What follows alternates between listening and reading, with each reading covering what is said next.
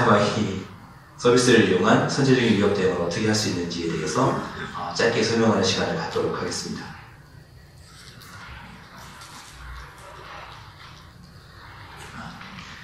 목차는 보시는 바와 같고요. 그 아카마이에 대해서 이제 다 알고 계시겠지만 잘 모르시는 것 같은데 아카마이라는 회사에 대해서 설명을 좀 해드릴 거고요.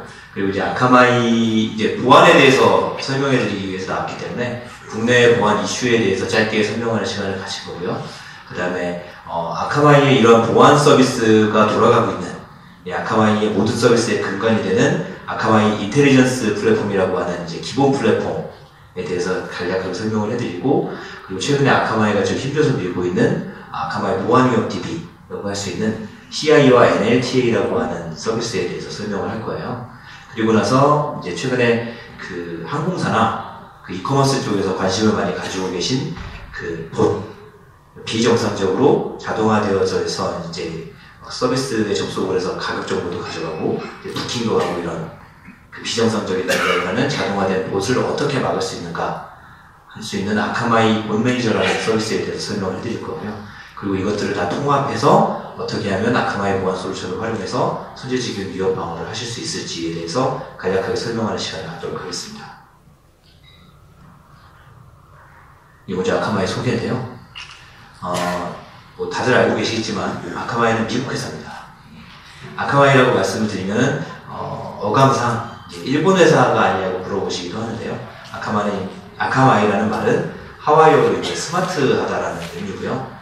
1998년에 MIT 공대 응용수학과 교수이신 톰 레이튼 교수와 그 제자분들이 만든 회사입니다. 톰 레이튼 교수께서는 최근에 미국 발명가 명예 전당에도 헌액되셨고요. 이분이 하신 일이 인터넷을 처음 설계할 때 이제 거기에 응용수학과 교수시니까 거기 참여를 하셨고, 그리고 아카마이라는 걸 만든 이유가 돈을 벌기 위해서 만든 게 아니라 인터넷이 느려지지 않게 하기 위해서 좀 더 가속하는 역할을 할 수 있는 그러한 솔루션을 개발해보기 위해서 만든 회사가 아카마이라고 생각하시면 됩니다. 이 아카마이라고 하는 회사가 만든 대표적인 그 발명품이 CDN이라고 하는 그 서비스고요.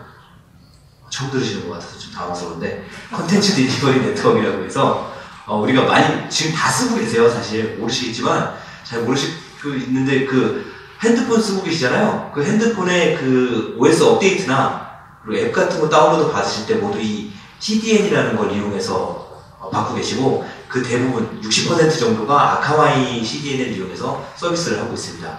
그러니까 이걸 어떻게 사용을 하는 게 뒤쪽에 나오나? 잠깐만요.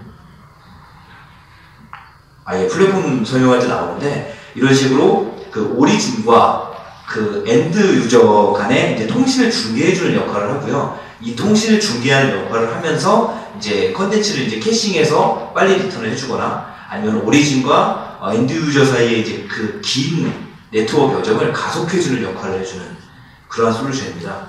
이런 솔루션이 있기 위해서 중요한 게 바로 이제 많은 사용자에 가까운 위치에 그 엣지라고 하는 캐시 서버를 많이 두는 게 가장 중요하고, 다른 업체들이 글로벌하게 한 100개 정도 팝에 한 10,000대 정도의 서버를 가지고 있다면, 아카마이는 글로벌하게 130개 국가 3,400개 팝에 24만 대 이상의 서버를 이용해서 이제 없는 데가 없다고 보시면 돼요. 그 저기 중국하고 러시아 빼고는 다 있다고 보시면 됩니다. 그 국가 통제가 심한 국가는 자국의 인프라와 자국의 회사가 아니면은 그 서비스를 받지 않기 때문에 아카마이가 중국하고 그 러시아에 대해서는 자체적으로 팝을 구축하거나 하지 않고 그 내부에 있는 회사들과 손을 잡고 서비스를 하고 있고요. 그 외 나머지 국가, 아프리카라든지 남미라든지 이런 쪽이 모든 국가에 다 들어가 있다고 보시면 됩니다. 이걸 이용해서 서비스를 하고 있고요. 좀 옆으로 좀 샜는데요. 이제 아카마이라는 회사가 CDN을 만드는 회사다 보니까 CDN 서비스의 지금도 약 56.7%의 정도의 마켓시어를 가져가고 있는, 시장을 지배하고 있는 회사고요. 글로벌하게 좀 전에 말씀드렸다시피 그 굉장히 많은 팝과 국가에 들어가 있고, 그리고 그 전 세계 웹 트래픽의 약 15에서 30% 정도는 늘 핸들링하고 있다고 생각하시면 됩니다. 그리고 작년에는 60테라 bps를 순간적으로 처리한 기록도 가지고 있고요. 그리고 한국 정책의 임직원은 약 6,000명에서 7,000명 정도 되고, 한국 내에도 지금 약 70분 정도가 서비스를 하고 있습니다. 그리고 작년 매출이 약 3조 원 정도 나왔고요. 그 중에서 약 7천억 정도가 보안 서비스를 이용해서 이제 매출이 나왔습니다. 이게 굉장한 라고 제가 생각하는 게, 제가 처음에 아카마이를 알게 된 게 아카마이 경쟁사에서 일하면서 2013년에 이제 알게 됐는데, 그때 보안 매출이 300억 정도밖에 안 됐어요. 근데 이게 이제 몇 년 사이에, 약 5년 정도 사이에 약 20배 정도 성장을 한 거기 때문에 보안적으로 굉장히 크게 빠르게 성장하고 있는 회사라고 생각하시면 됩니다. 그다음 아카마이가 어느 정도 실력을 가지고 있는지가 궁금하실 수 있기 때문에 이제 숫자로 만들어 봤고요. 업력은 약 19년, 최근에 이제 20주년 행사를 그 롯데타워에서 진행을 했고요. 글로벌 웹 트래픽의 15에서 30%를 늘 딜리버리하고 있고, 그리고 작년에 63테라까지 처리한 기록을 가지고 있습니다. 그리고 매주 40회에서 50회 정도의 디도스 공격을 처리하고 있고, 그리고 지금 당장 서비스를 신청하셔도 2.3테라 정도의 디도스 공격을 막을 수 있는 그런 보안 서비스를 바로 세팅을 해드릴 수 있고요. 그리고 글로벌하게 6,000개 정도의 고객사를 가지고 있는데, 그 중에서 1,350개 정도의 고객사가 보안 서비스를 쓰고 있고요.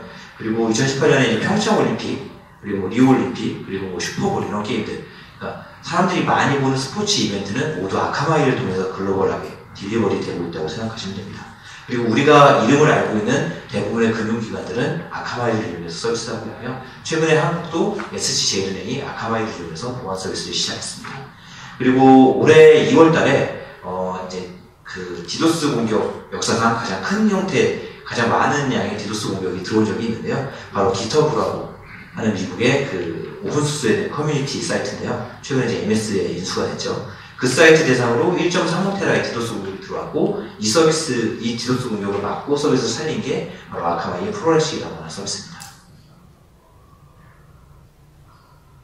레퍼런스로는 뭐 보시면 아시겠지만, 우리가 이름을 알고 있고 또 들어본 적이 있는 대부분의 큰 회사들은 아카마이를 이용해 서비스하고 있습니다. 고객사는 약 6,000개 정도 되고요. 그리고 미국에 있는 대부분의 공공기관, 그리고 군기관들은 아카마이 보안 서비스를 이용해서 서비스를 하고 있고요. 그리고 싱가포르나 호주 쪽, 일본 쪽도 공공기관들 대부분 아카마이를 이용해서 보안 서비스를 하고 있습니다. 그럼 이제 제가 보안에 관련된 내용을 얘기해야 되기 때문에 국내 보안 이슈를 좀 모아봤고요. 글로벌하게 이제 좀 이슈가 될 만했던 내용이 2016년에 미라이본넷이라고 하는 디도스 공격 툴이 나타나면서 디도스의 공격 규모가 굉장히 커졌어요. 사실 이 툴이 2016년 10월 달에 이제 그 DYN이라고 하는 미국의 그 한국으로 치면 가비아 같은 그런 호스팅 회사를 디도스 공격을 했고요. 이 디도스 공격은 DNS에 대한 공격이었고, 이 공격으로 인해서 미국 동부가 2시간 정도 인터넷이 전체적으로 마비가 됐고, 우리가 알고 있는 트위터라든지 페이스북 같은 것도 미국 동부에서는 접속이 안 되는 그런 문제가 발생을 했었습니다. 그리고 실제로 이 디도스 공격 툴이 나오고 난 다음에 디도스 공격 규모가 굉장히 크게 증가했는데, 2015년까지만 해도 제가 있던 회사에서 그 리스트를 뽑은 거였는데, 2015년까지만 해도 100지 이상의 디도스 공격이 한 차례도 없었어요. 근데 2016년 10월부터 17년 초까지 약 30회 정도의 100지 이상의 디도스 공격이 이제 들어왔었고, 한국 쪽으로 들어왔었고요. 이로 인해서 이제 많은 문제들이 발생을 했었습니다. 이 미라이본넷이 특이한 게, 기존에 이제 디도스 공격을 하기 위해서는 이제 개인 PC라든지 서버 같은 걸 해킹하거나, 아니면 악성 코드를 심어서 이제 본넷을 만든 다음에 그걸 이용해서 디도스 공격을 하거나, 아니면 부터라고 부르는 스트레스 테스트 하는 사이트인데요. 원래 거기에다 돈을 주고 인프라를 사서 디도스 공격을 하거나, 아니면 스스로 그 서버 같은 걸 한 수십 대를 빌려서 그걸 이용해서 디도스 공격을 하는 그런 형태의 대부분의 공격이 있었는데, 이 미라이본넷은 우리가 흔히 볼 수 있는 IoT 장비들, 그러니까 그 감시 카메라, CCTV 카메라나 아니면은 그 프린터, 공유기 이런 것들을 감염시켜서 그걸 이용해서 디도스 공격을 하는 굉장히 독특한 형태의 공격 방법이었습니다. 이 미라이본넷을 만든 사람은 최근에 잡혔어요. 2017년도 말에 잡혔고, 이분이 미국에서 조그맣게 보안회사를 운영하시던 분이신데, 이제 사업이 잘 안 되시니까 사업을 흔하게 만들기 위해서 이제 이 본넷을 만들어 디도스 공격을 시작했고, 실제로 이걸 이용해서 돈을 많이 버셨다고 합니다. 지금은 감방에 가 계시고요. 그 다음에 2018년에 이제 또 디도스 공격 그 역사상 쪽 하나의 획을 긋는 기터브가 이제 디도스 공격을 당했죠. 이때 이제 멤캐시드 서버라는 걸 이용해서 이제 앰플리피케이션, 인터넷상에서 사용되고 있는 UDP 서비스를 이용해서 반사 공격을 하는 형태였고요. 그 전에는 앞쪽에서 보셨던 미라이본넷이 기록했던 1.2테라가 최고 기록이었는데, 2018년도 2월 달에는 1.35테라의 공격이 기톱으로 들어왔고, 그 이후에 바로 지프가 치우다가 아버네트웍스가 사실은 저기 아카마이랑 좀 디도스 쪽에서는 경쟁 관계거든요. 그래서 1.35테라를 막았는데 우리도 1.7테라 공격 들어와서 막았어 라고 발표를 했습니다. 이렇게 순위가 바뀌었는데 이 멤피시스 서버는 좀 특이한 게 앰플리피케이션 공격은 2013년도부터 2015년도까지가 전성기였어요. 지금도 물론 그 구글에서 제공하고 있는 그 디도스 같은 거 확인해 보시면은 앰플리피케이션 공격이 가장 많긴 하지만 지금은 많이 줄어든 상태고 2013년도만 해도 DNS를 이용해서 디도스 공격이 처음, 이 앰플리피케이션 공격이 처음 시작됐고 그때 이제 그 전까지는 30G에서 50G의 공격이 주였다면 이후에 이제 100G 이상의 공격도 가능해지는 시대가 열렸고요. 그래서 이제 좀 한물 같다라고 생각했던 이 앰플리피케이션 공격이 이제 이 멤피시스 서버를 이용한 웹캐시 서버를 알고 계시겠지만 그 웹서버 같은 걸 운영을 하실 때 그 좀 더 빨리 고객에게 리턴하기 위해서 그 웹소스를 메모리에 올렸다가 바로 리턴해주는 그런 서비스거든요. 근데 이 서비스의 특징이 UDP 특정 포트로 패킷을 하나 받으면 가지고 있는 모든 소스를 리턴해주는 그런 특징을 가지고 있었어요. 그리고 그게 사실은 웹에서 접근할 수 없도록 막혀 있어야 되는데 이 멤피시스 서버를 사용하시는 분들이 이제 보안적으로 좀 강구하신 분이 있으셔서 그 포트를 열어놨고 실제로 그 포트로 패킷 하나가 들어가게 되면 약 30만 배 이상의 패킷 증폭이 가능해졌기 때문에 디도스 공격이 이렇게 1.3테라 이상의 공격이 가능해졌습니다. 최근에는 이제 이 보안 패치가 다 끝나서 이 멤피시스 서버를 이용해서 이런 형태의 대규모 공격은 좀 불가능해진 상태고요. 어쨌든 이런 식으로 해서 대규모 슈퍼사이즈 형태의 앰플리피케이션 공격도 있었습니다. 그리고 제가 이제 글로벌 보안 이슈로 한번 뽑아본 내용인데요. 이제 어디를 가서 이렇게 말씀을 드려봐도 대부분 장비를 굉장히 다들 잘 갖고 계세요. IPS는 기본적으로 갖고 계시고, 그리고 와프도 가지고 계시고, 좀 규모 크신 데에서는 안티도스 장비도 다 가지고 계신데, 결국 그러한 장비들이 시그니처 기반의 이제 보안 서비스를 하고 있다는 거죠. 제가 이제, 한국에 있는 에스모 그룹에서 만든 그런 디도스 장비를 오랫동안 사용해 왔었는데 2013년에 처음으로 앰플리피케이션 공격이 나왔을 때 저희는 해외 쪽에 고객이 많았기 때문에 공격을 받았는데 막히지가 않는 거예요. SSDP를 이용한 공격인데 전혀 막히지가 않는 거예요.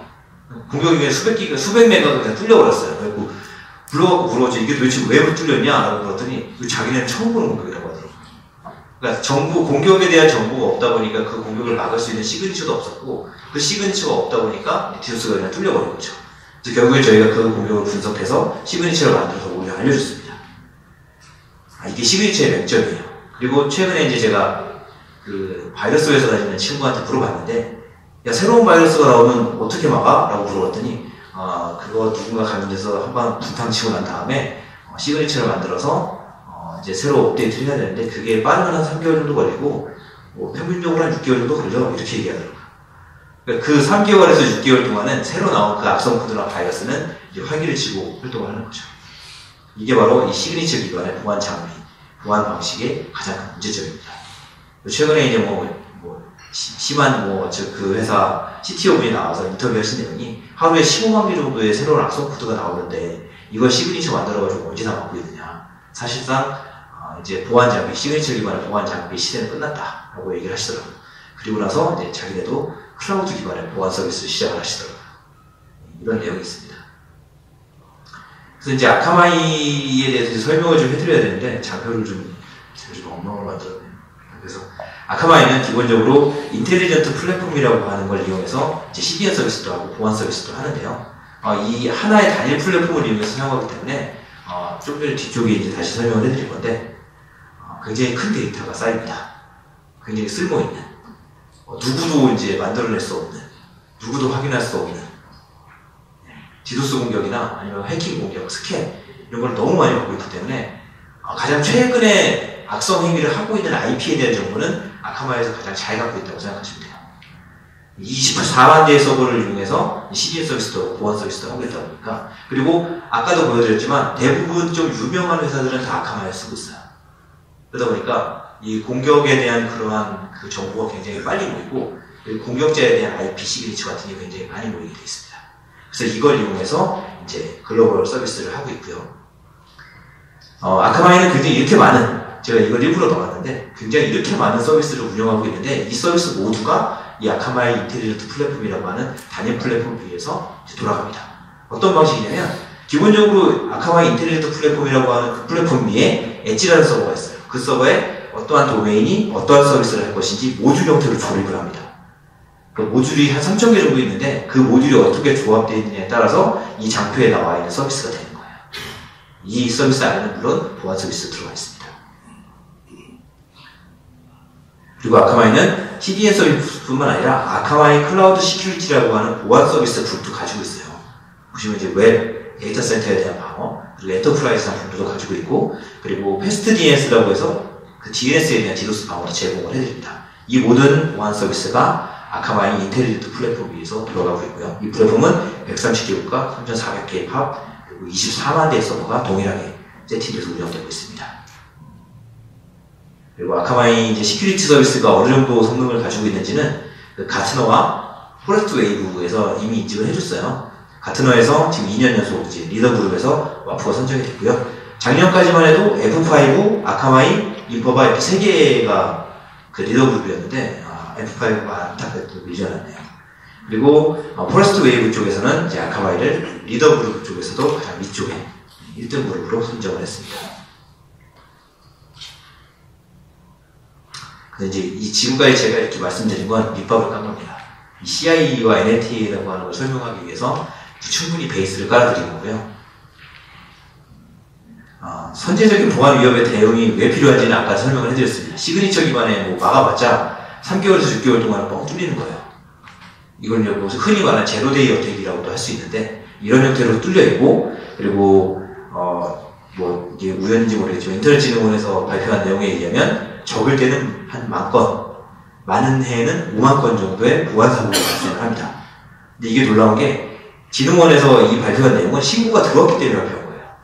신고되지도 않고 발견되지도 않은 보안 사고는 이거보다 훨씬 더 많을 거라는 겁니다. 근데 대부분의 보안 사고가 일어난 기업들은 보안 장비를 한두 개씩을 다 가지고 있죠. IPS라든지 디도스라든지 뭐 마프라든지 이런 건 다 가지고 계신데 이런 형태의 보안 사고가 계속해서 터지고 있는 겁니다.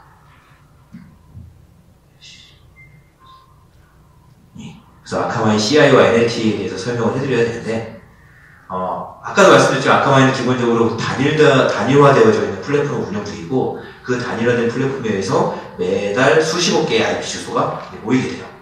그리고 그 중에서 보안적으로 문제가 있었던 IP들은 따로 분류를 해서 이런 식으로 CSI라고 하는 아카마이 클라우드 시큐리티 인텔리전스라고 하는 그 플랫폼 위에서 다시 분석을 해서 문제가 있는 IP들은 이제 점수를 매겨서 이제 그 악성 코드, 그 위협 DB에다가 등록을 하게 됩니다. CI와 NLT 이렇게 두 개로 나눠져 있는데, CI 같은 경우는 이제 아카마이가 운영하고 있는 서비스, 그 CDN이나 아니면 와프 서비스에서 실제로 고객이 공격당했던 내용을 가지고 뽑아낸 IP를 의미하는 거고요.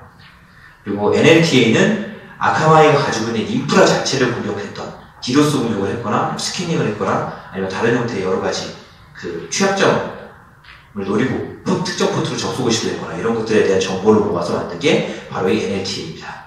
그리고 이 두 가지는 모두 리스크 범위에 따라서 1점에서 10점까지에 대한 점수를 주게 되고요. 이 점수가 9점하고 10점인 경우에는 최근에 아카마이 서비스나 아카마이 인프라를 공격했던 IP이기 때문에 이 9점이나 10점으로 판별이 되면 차단을 하는 게 맞습니다. 저희가 이걸 지금 말씀을 드리는 이유가 뭐냐면은 그 금융권이나 이런 데 가서 말씀을 드려보면 IP를 이미 많이 가지고 계세요. 모 금융권에서는 IP를 30만 개 정도 가지고 있어요. 왜 30만 개를 가지고 계십니까? 이렇게 받기는 했는데 이걸 언제 지워야 될지는 모르겠어. 이렇게 말씀하시더라고요. DK라고 하죠, 이게. 시간이 지나서 그 IP가 더 이상 악성 행위를 하지 않으면 지우는 의미죠. 근데 그걸 하실 수가 없는 거예요. 받긴 받았는데 이 IP가 무엇을 했고 언제까지 막으면 되는지에 대한 정보가 없는 겁니다. 하지만 아카마이는 이 IP를 드리면서 계속해서 점수를 업데이트를 해드려요.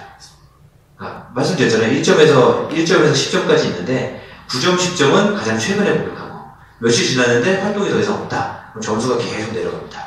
그리고 어느 순간에 0점이 됩니다. 그 0점이 된 IP는 이제 더 이상 블랙리스트에 있을 필요가 없는 거죠. 근데 그 IP가 다시 활동을 시작해서 뭔가 악성적인 행위를 하게 되면 다시 점수가 올라가요. 5점. 좀 더 있다가 더 많은 악성행위를 해서 점수가 높았다 그러면 7점, 8점, 9점, 10점 이런 식으로 해서 점수를 계속 업데이트를 해드립니다. 그렇기 때문에 아카마이가 제공하고 있는 이 CI와 NLTA를 가지고 이제 블랙리스트를 만드셨다면 이제 DK 걱정을 안 하셔도 되는 거죠. 실제로 이거를 한국에 있는 K모 기관이죠. K모 기관에서도 사용하고 있고요. 그리고 싱가포르 경찰청이라든지 그 일본 경찰청 그리고 미연방에서 사용하고 있습니다. 그래서 이거는 이 악성 그 IPTV를 받아서 이걸 이용해서 자체 인프라를 더 강화하는 거죠. 그리고 악성 행위를 해서 차단을 한 거에 대해서 이제 그 증거가 될 수 있는 겁니다. 우리가 이걸 왜 막았는지, 어디에서 이거를 공신력 있는 기관에서 뭔가 해준 건 아니지만 아카마이라고 하는 이런 보안 서비스를 해주는 업체에서 가장 최근에 우리가 공격을 받았기 때문에 점수를 이렇게 높여놨습니다 라고 하는 증거를 드릴 수 있는 거죠. 이런 식으로 해서 아카마이와 CI와 NLT는 사용될 수 있습니다. 이제 가장 좀 핫한 내용인데요. 최근에 이제 실제로 있었죠. 예, 모 은행이 그 커머스 쪽에서 이제 그 유출된 80만 건 이상의 그 개인 데이터, 아이디와 패스워드를 이용해서 이제 크리덴셜 스토핑 공격이라고 해서 아이디와 패스워드를 계속해서 유입해서 넣어봐서 이게 로그인이 되는가 안 되는가 확인을 하는 겁니다. 이러한 공격을 해서 실제로 56,000건이 로그인에 성공을 했죠. 물론 뭐 그 보안 카드가 없었기 때문에 이걸 이용해서 뭔가를 하지는 못했겠지만 이 아이디와 패스워드는 실제로 사용할 수 있다라는 것을 검증을 한 겁니다. 근데 이 80몇만 건을 짧은 시간 동안 쫙 테스트를 했는데 이걸 사람이 직접 하지는 않았을 거거든요. 예. 자동화된 툴을 이용해서 했고 이 자동화된 툴을 보시라고 부릅니다. 사실 이 공격, 이 크리덴셜 스토핑 공격은 이 봇 공격 중에서 가장 기초적인 공격이에요. 이거를 이제 한국의 제1금융권이 제대로 막아내지 못했죠. 그리고 최근에 이제 인캡슐라라고 하는 보안 업체에서 봇리포트라는 거를 매년 발행을 하는데요. 저기서 좀 놀라운 내용이 우리가 운영하고 있는 홈페이지에 만약에 내가 홈페이지 운영하고 있는데 하루에 접속자가 1000명이 안 돼요. 그러면 그 1000명이 안 되는 홈페이지 같은 경우는 그 1000명의 접속자 중에서 90%가 사람이 아니라고 생각하시면 됩니다. 그 1000명이 넘어가야 이제 뭐 50%, 40%, 50%, 60% 이런 식으로 사람의 비율이 늘어나게 되는데요. 그런 식으로 작은 홈페이지일수록 사람이 아닌 봇에 대한 접속이 많고요. 이 봇에 대한 접속이 평균적으로 약 50% 정도 된다라고 보시면 되고, 그 중에서 이제 우리가 알고 있는 구글이라든지 네이버에서 검색 엔진들이 사용하고 있는 굿봇이라고 하는 그런 봇은 약 22.9% 정도밖에 안 되고요. 실제로는 뭔가 악성적으로 데이터를 모으거나 아니면 해킹 연습을 하거나 취약점을 검색하고 있는 봇이 약 28.9%라고 생각하시면 됩니다. 내 홈페이지 접속자의 30%는 나쁜 의미로 이제 데이터를 빼가기 위해서 이제 해킹을 하기 위해서 취약점을 점검하기 위해서 이제 접속을 하는 그런 봇이라고 생각하시면 되고요. 보시면 아시겠지만 이러한 악성 봇에 대한 접속은 계속해서 늘어나고 있고 줄어들지 않고 있습니다. 말씀드린 것처럼 크리덴셜 스토핑은 봇에 의한 공격 중에서 가장 낮은, 가장 기초적인 공격 형태고요. 그래서 아카마이는 어떻게 봇을 관리하느냐에 대해서 설명을 해드릴 건데요. 그렇다면 봇이 어떠한 목적을 가지고 만들어졌고 어떠한 목적을 가지고 행동을 하는지를 먼저 봐야 됩니다. 봇이 가지고 있는 숭고한 목적, 정보 취득이죠. 정보 취득의 목적을 가지고 있고 계속해서 내 홈페이지에 사람이 아닌 것으로 접속을 하고 있는데, 이걸 제가 만약에 발견을 했어요. 발견해서 차단을 했습니다. 어떤 현상이 발생할까요? 이 봇은 목적을 가지고 있고 그 목적이 정보 취득인데 정보 취득을 못하고 차단이 된 거예요. 그럼 그 봇을 만든 사람은 차단됐네? 우회할 수 있는 방법을 찾아야겠다. 그 차단할 수 있는 그 차단된 내용을 인지한 다음에 이걸 회피하고 우회하기 위해서 이제 봇은 진화를 하게 됩니다. 진화를 하게 되고 더 진화가 된 다음에 다시 들어와서 원하는 목적을 이루어 나가겠죠. 실제로 제가 2014년, 5년에 이 봇에 대한 관심을 가졌을 때 대부분의 봇이 단순하게 그냥 셋쿠키 정도만 걸어도 약 70~80%는 떨어져 나갔었어요. 약 20% 정도만 이제 자바스크립트를 이용해서 셋쿠키를 하는 경우에 따라 나갈 수 있었고, 그 자바스크립트를 인젝션해서 셋쿠키 하는 것도 우회할 수 있는 건 0.7%밖에 안 됐습니다. 최근에 저희가 이제 제이모 항공사와 이 분메이를 테스트해본 결과 최근에 봇들은 대부분 다 그냥 자바스크립트 인젝션한 거는 통과를 해버리더라고요. 굉장합니다. 요즘 구성 어마어마합니다. 그리고 이제 가장 최근에 이제 이 봇을 막기 위해서 나왔던 게 패턴을 봤어요. 그 움직임이죠. 마우스 커서의 움직임을 보고 차단했었는데, 사람 같은 경우는 좀 약간 무작위스럽게 움직이는데 복 같은 경우는 이렇게 패턴을 가지고 움직이거든요. 그래서 그걸 이용해서 옛날에 막았었는데 그것도 요즘은 안 먹히더라고요. 그거를 한 수십 분 정도 사람이 하는 걸 직접 이렇게 레코딩을 해가지고 한 수십 개 정도를 레코딩한 다음에 그걸 무작위로 계속 사용을 하는 거예요. 예, 이렇게 봇이 진화하고 있습니다. 무턱대고 막았다가는 더 강력한 봇으로 돌아온다는 내용이죠.